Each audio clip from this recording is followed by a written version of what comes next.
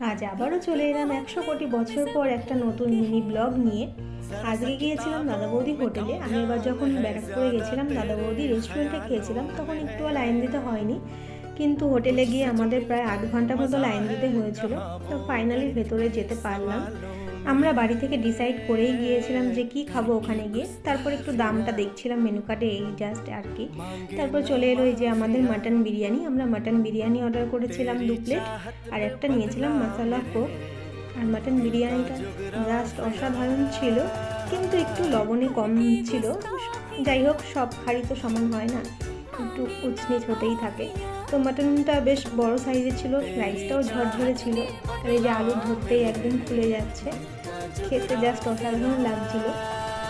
ভিডিওটা ভালো লাগলে অবশ্যই একটা লাইক আর কমেন্ট করে দিও। তারপর বিরিয়ানি খেয়ে চলে গেছিলাম জুডিওতে। আজকের ভিডিওটা এই পর্যন্তই, টাটা।